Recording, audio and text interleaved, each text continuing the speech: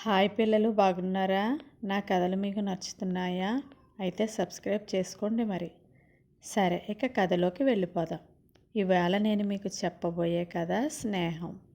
పూర్వం చక్రధరపురం అనే గ్రామంలో భద్రయ్య, కనకయ్య, భూషయ్య అనే ముగ్గురు స్నేహితులు చాలా స్నేహంగా ఉండేవాళ్ళు.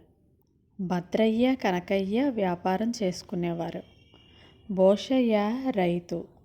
ఒకరోజు భద్రయ్య భూషయ్యతో, చూసావా భూషయ్య, కనకయ్య ఎంత పని చేశాడో? పొరుగురు వ్యాపారుల మధ్య నన్ను అవమానించాడు. ఇక నుండి నేను అతనితో ఎలాంటి సంబంధాలు పెట్టుకోదలుచుకోలేదు అన్నాడు ఆవేశంగా. ఆ మాటలు విన్న భూషయ్య, ఏం జరిగింది?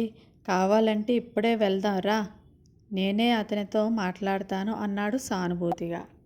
జరిగిన అవమానం చాలు, తిరగదోడు మళ్ళీ బాధపడడం నాకు ఇష్టం లేదు.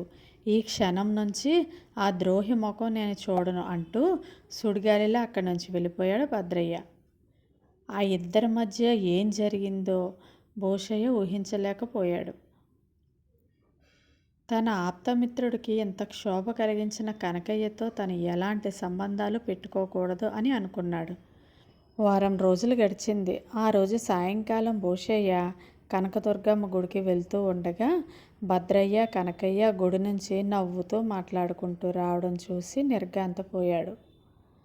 రాత్రి భోజనం ముగించి మౌనంగా పడుకోబోయిన భూషయ్యను చూసి భార్య, ఏమిటి అంత తీవ్రంగా ఆలోచిస్తున్నారు అని అడిగింది. భూషయ్య భద్రయ్య గురించి చెప్పాడు.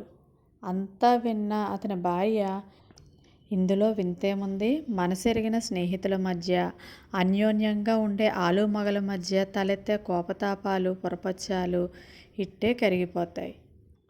వాటిని ఎలాగైనా మర్చిపోతాము. తొందరపడి నువ్వు వాళ్ళ మధ్య జోక్యం చేసుకోకపోవడం మంచిదైంది అని నవ్వుతూ అంది భూషయ్య భార్య.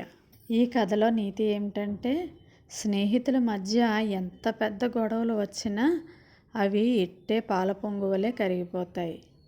చూశారు కదా పిల్లలు. ఈ కథ కనుక మీకు నచ్చినట్లయితే ప్లీజ్ లైక్ చేయండి.